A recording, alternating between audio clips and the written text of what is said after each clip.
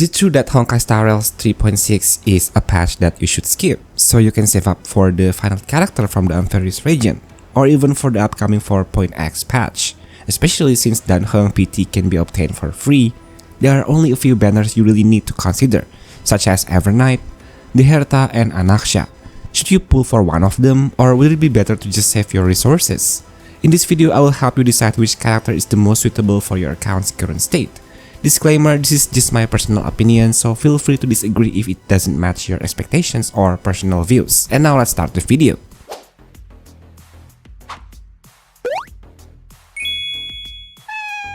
As we all know, Evernight is a remembrance character who serves as both support and a sub DPS in the team, as she can provide buffs to all allies while also contributing to the team's overall damage output.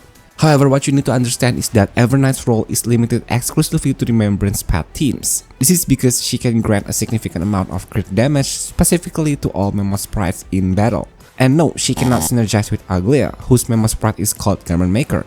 That's because Evernight's potential shines best when placed in a team compositions that use max HP as their damage scaling, while Aglia herself scales from attack. This is why Evernight pairs extremely well with a unit like Castorice. Not only do both Evernight and Evi's damage scale from a percentage of HP, but every time Evernight uses her skill, she consumes a portion of her own HP. And this kind of kit is highly appreciated by Castorice for accelerating her ultimate charge. On top of that, Evernight can make her Memo Sprite use an enhanced skill every time she activates her ultimate. When Evi, the Memo Sprite, launches her enhanced skill, it will self-destruct, removing itself from the field. And once again, this helps increase and speed up Castorice's ultimate activation. However, there are certain conditions that must be met to make Evi self-destruct consistently, allowing her to deal significant damage while also consistently charging Castorice's ultimate. This requires reaching a certain number of memory stacks. These stacks can only be gained when the HP of all characters in the team is reduced, either from enemy attacks or from their own self-HP consuming mechanics. Because of this, Star Rail accounts that also have Hyacinth equipped with her signature light cone can build memory stacks more consistently. So the team you can build would be Castorice, Evernight, 3B or RMC, and Hyacinth. As I mentioned before, Evernight plays a pretty important role in boosting Castorice's damage and even her efficiency in activating her ultimate. So if you want to upgrade your Castorice team composition, at least with E0S1 Castorice, then Evernight will be the right unit to go for, putting her pull priority at medium to high. But remember, this is only for E0 Castorice. What if your Castorice is already at Eidolon 2? In that case, I think Evernight would not be that worth pulling anymore, so it's better to focus on other units instead, like upcoming rerun banners or even wait for Siren's release. Because of that, Evernight's pull priority for E2 Castorice would be medium level. But that's for Castorice. What about other units? Is Evernight still worth it? So far, there are not many characters who can fully utilize Evernight's kit. So if you don't own Castorice and have not invested in her team composition, for example you also missed Hyacinth on her banner, then it's highly recommended to pull Hyacinth and Castorice first, before going for Evernight. Basically, Castorice won't work well without Hyacinth's presence, so for accounts without both Castorice and Hyacinth, Evernight's pull priority would be low. But what if you want to build a main DPS Evernight team? Would it still be worth it if you use RMC as support and Hyacinth as sustain? It's actually doable, but only if you don't have any strong ice DPS that can carry you through endgame content. If your account lacks a strong ice DPS, then Evernight's pull priority can be medium to high. However, if you already have a strong, the HERTA premium team for example, then Evernight's priority will be medium to low. There are also a few other considerations regarding Evernight's light cone banner. It's actually worth pulling this unit along with her signature LC, especially since we currently have limited access to remembrance path light cones. On top of that, you will also have a good chance of getting a DDD light cone from this LC banner. If your account does not own DDD at all, I recommend setting aside some of your stellar jets to pull for it. Just getting it to S1 is enough. Honestly, it might have made more sense if Castorice had a rerun this patch, but nope, instead we have the HERTA. The HERTA is a very powerful Erudition DPS, especially when facing AoE situations.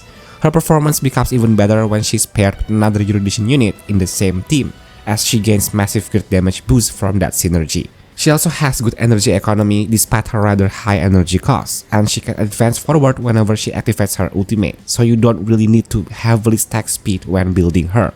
Her performance in Pure Fiction is undeniably strong, and the HERTA has been a very consistent DPS throughout the entire 3.x patch. even after all the new mechanics this game has introduced, including memo sprites and HP-based damage scalings. However, while she has a very high damage for all kinds of endgame content, her performance noticeably drops in single target scenarios. Her single target damage is still decent, but it does not generate her enough energy consistently, which means it takes a long time to activate her enhanced skill again, essentially wasting several cycles. So is she still worth investing in for the upcoming patch, even until patch 4.x, where we might see new gimmicks or even a new path entirely?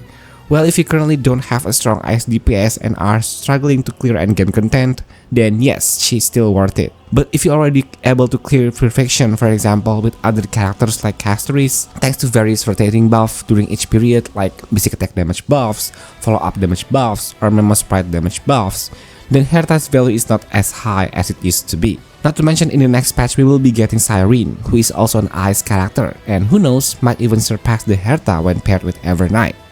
So for future investment, I would place the HERTA full priority at medium.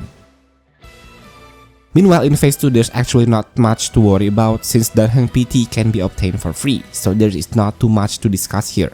Danheng PT is a new sustain unit who can provide shields to the entire team.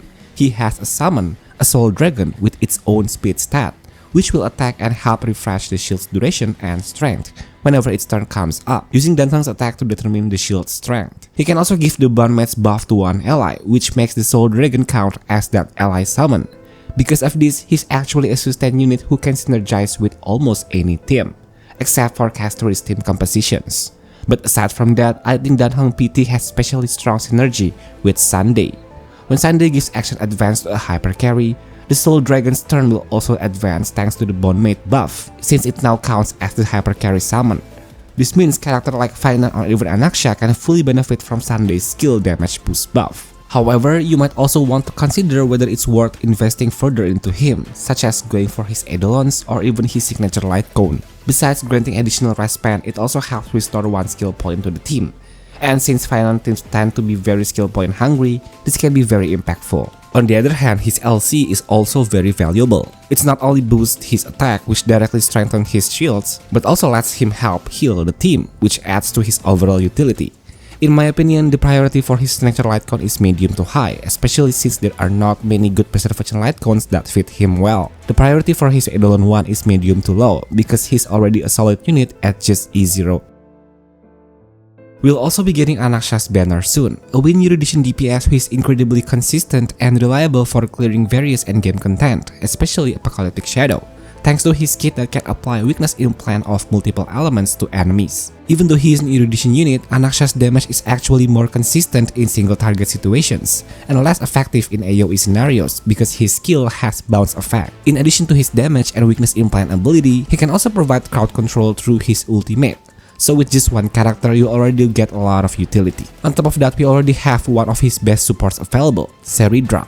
With Seridra's help, ANAXA can bounce his skill up to 4 times. Another Harmony unit who synergizes well with him is Sunday. And now with Danheng PT being able to give summon to hyper carry DPS units, which they previously didn't have, those DPS units can fully benefit from Sunday's damage boost buff, like just Final does. So as the game continues to get more updates, it's not just Final and Castorice who get stronger. ANAXA is also benefiting quite a lot. You can clear almost all endgame content without worrying about stage recommended elements thanks to his kit. Of course, his damage won't be fully optimal if he does not hit elemental weakness, but even so, ANAXA is still very solid to invest in, even without his beast support, Seridra. So currently, I would place ANAXA's full priority at medium to high. However, before you decide to spend your Stellar Jade's dispatch, it's better to wait for the 3.7 beta to be revealed, specifically to see Siren's kit, at least until version 3 hits. There are rumors that she will have strong synergy with other members of the Crisis Heir, but the team that would benefit the most from her is Castorice, thanks to the arrival of this pink-haired girl. So that's pretty much it for this Who to Pull content for patch 3.6. Once again, this is just my personal opinion, so if you don't agree with the priority levels for each character, feel free to leave your own thoughts in the comment section. Thank you so much for your time, and I hope we get to meet again in my next video. Don't forget to like and subscribe if you found this video helpful. And I will see you again on the next one.